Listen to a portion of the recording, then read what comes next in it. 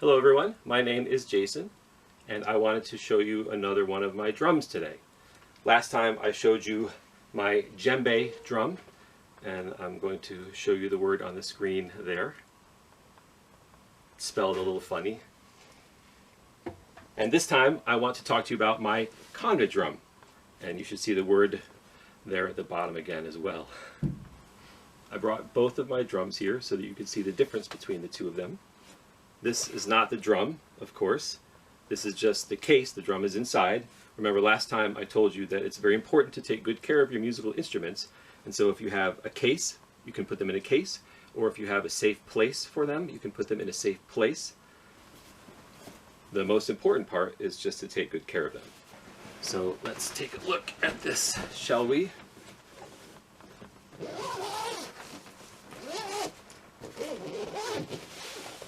I don't keep this in a case when it's in the house, but when I go places and I take the drum with me, I'll put it in here. It's got a nice soft inside there. It's very big though. Oh boy. And we will put that over to the side, like so.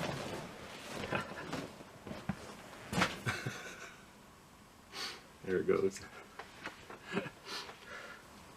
You can see the difference in the size right away. Look how much smaller that is there. And the size of it makes a difference in the sound that it makes. So it's kind of a high-pitched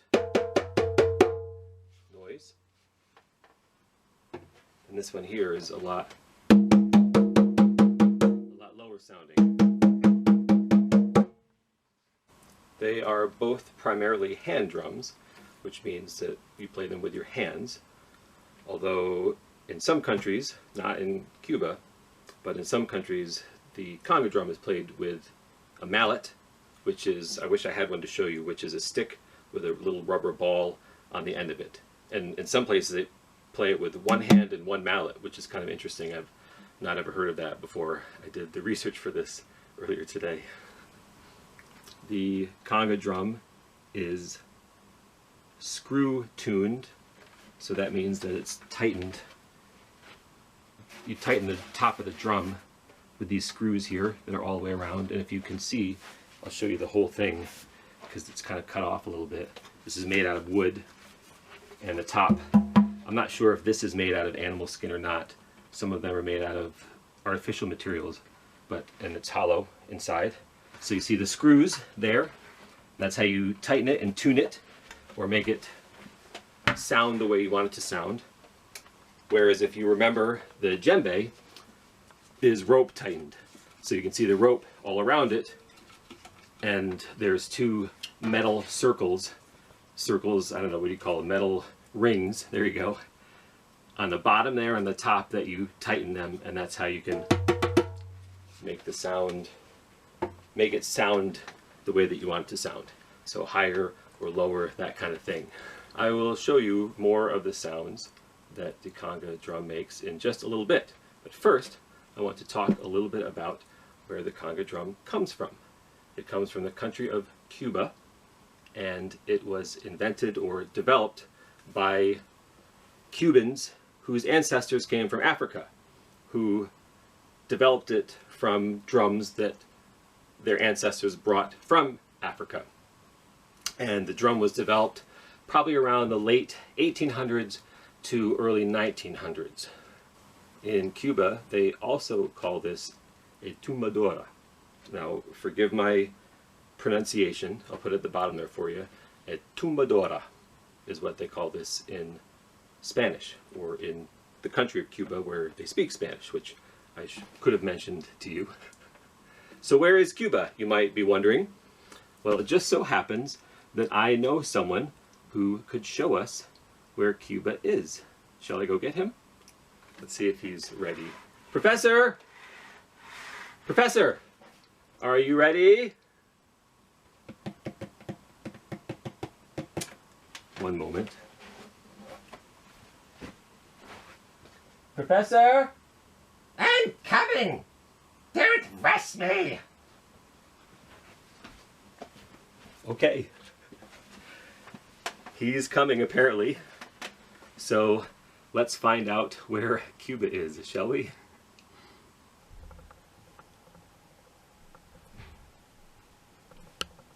Is this on? Yes, Professor, we're rolling. Oh, hello everyone. Let's take a look at the map, shall we? You see this here? This is the United States, the country that we live in. The green one. The United States. And up here is New York State, the state we live in. New York State, United States. Down here, this big island right here, is Cuba. Cuba. Ah, hey, stay there.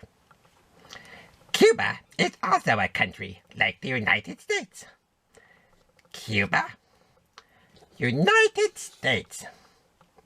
United States, Cuba.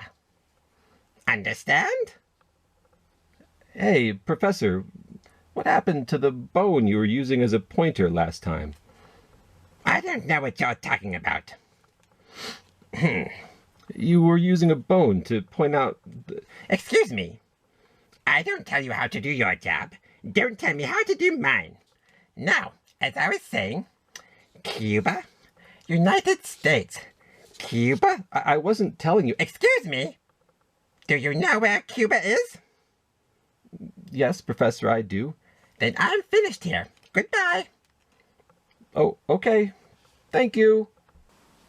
I'm going to show you 4 different tones on the conga drum. Tones are the different types of sounds that you can make.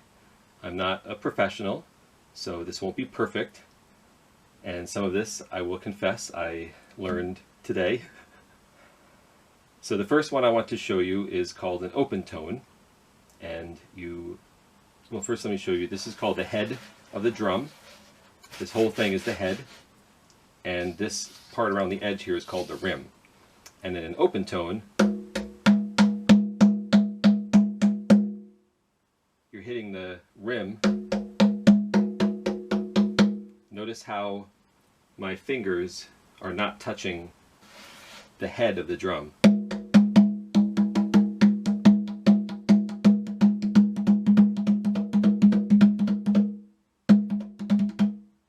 So that is the open tone.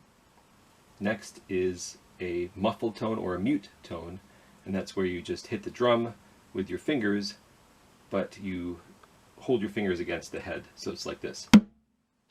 So you have open, where your palms are up like this. And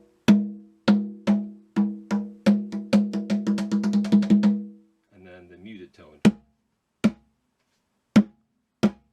And then your bass tone, bass means your low tone, is just you hit right there in the middle. That's your bass tone. You might notice that I have the drum at an angle. I have the drum at an angle so that you can hear the sound coming out of the bottom of it better. So that is a bass tone. Now a slap tone, I'm not sure if I'm going to get this right, but with the open tone, you are keeping your fingers up straight like that. In the slap tone, you kind of relax your hand a little bit and you hit it, and if you do it right, it makes kind of a popping sound. Maybe I got it there. See a little bit of a hear a little high pitched as opposed to... I don't know if I'm doing it right, but the point is you relax your hands so that when you hit the drum, your fingers kind of like bopping down and just hitting the top of the drum, the head of the drum, quickly like that. So those are the basic tones of the drum. There are a lot more kinds of sounds you can make from it, but if you want to start learning how to play, that's a good place to start.